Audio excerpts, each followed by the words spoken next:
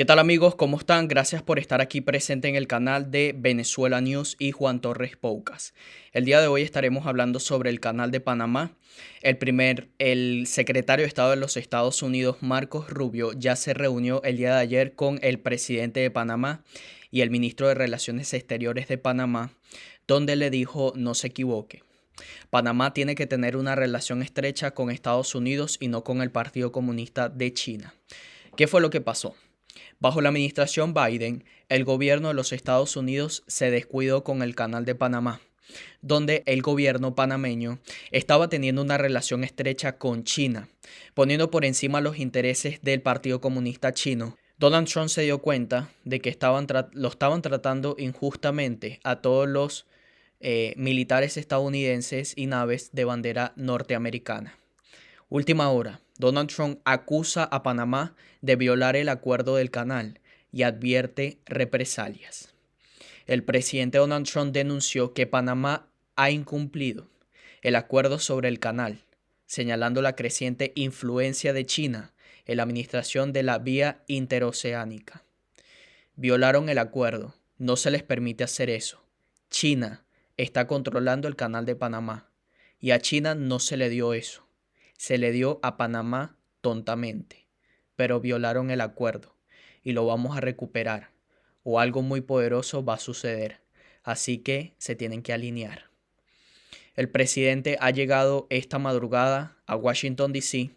desde su residencia de Mar-a-Lago, ya que el día de hoy se reunirá con el primer ministro de Israel, Benjamín Netanyahu, que está en los Estados Unidos, para una relación con el pueblo y el país estupendo y hermoso de Israel.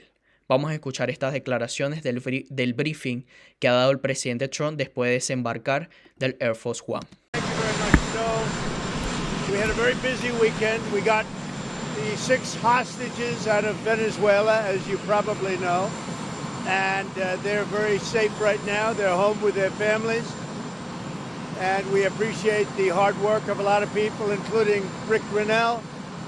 We appreciate the cooperation from Venezuela, and we have some very happy people right now. Nobody thought that was going to happen. So they are home, they're safe, and they're with their families. That was a big one.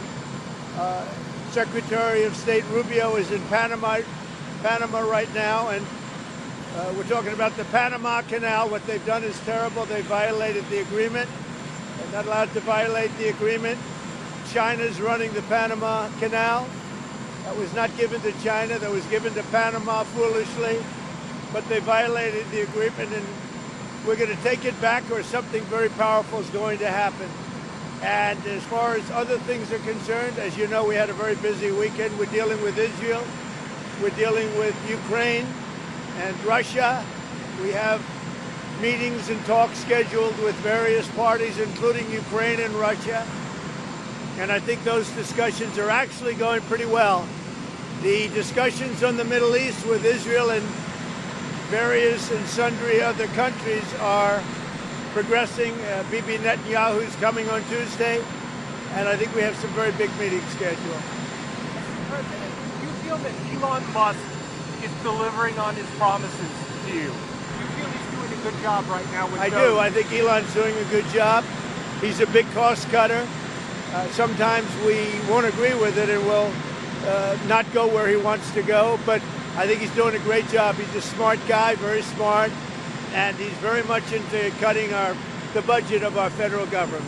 Mr. President. You saw some retaliatory tariffs from Canada. Say it? You saw some retaliatory tariffs from Canada. There was a rider in the order. Are you planning to increase the tariffs against Canada? Well, it could happen. If they do anything, we will. Canada's been very abusive of the United States for many years. They don't allow our banks. Did you know that? Canada does not allow banks to go in. If you think about it, that's pretty amazing. If we have a U.S. bank, they don't allow them to go in. Canada's been very tough on oil, on energy. They don't allow our farm products in, essentially. They don't allow a lot of things in, and we allow everything to come in. It's been a one-way street. We subsidize Canada by the tune of about $200 billion a year. And for what? What do we get out of it? We don't get anything out of it. I love the people of Canada. I disagree with the leadership of Canada, and something's going to happen there. But if they want to play the game, I don't mind. We can play the game all they want. Mexico, we've had very good talks with them, and this is retaliatory. This is retaliatory to a certain extent. Millions of people flowed into our country through Mexico and Canada, and we're not going to allow that. And by the way, we have among the lowest numbers we've ever had of people crossing our border, the lowest numbers since my administration. Mr. President, you said, so on Truth Social, you said that you were going to cut aid from South Africa. Will you plan to cut aid across other African nations, and why South Africa? No, it's only South Africa. Terrible things are happening in South Africa. The leadership is doing some terrible things, horrible things. So that's under investigation right now. We'll make a determination. And until such time as we find out what South Africa is doing, they're taking away land, they're confiscating land, and actually they're doing things that are perhaps far worse than that. And on the Fed Chair Jerome Powell, he held rates. What's your reaction to him not changing the rates? What did you say? Fed Chair Jerome Powell, the Fed meeting was this week, he held the rates. He didn't cut them. No, I'm not surprised. I think holding the rates at this point was the right thing to do. Mr. President, which country will be next on tariffs? Would you consider taxing the UK, for example? Well, we're going to see what happens. It'll happen. But we're going to, we'll see how things work out. It might happen with them, but it will definitely happen with the European Union. I can tell you that, because they've really taken advantage of us. And, you know, we have over a $300 billion deficit. They don't take our cars. They don't take our farm products. They take almost nothing. And we take everything from them. Millions of cars, tremendous amounts of food and farm products. So the UK is way out of line, and we'll see the UK, but European Union is really out of line. UK is out of line, but I'm sure that one, I think that one can be worked out.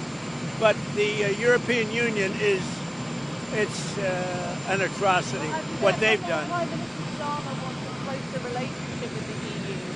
Well, Prime Minister Starmer has been very nice. We've had a couple of meetings. We've had numerous phone calls. We're getting along very well. And we'll see whether or not we can balance out our budget. With the European Union, it's $350 billion deficit. So obviously something's going to take place there. For the European Union, what's the timeline? And are you thinking Where? along the line 25%? With who? With who? The EU, how much? I wouldn't say there's a timeline, but it's going to be pretty soon.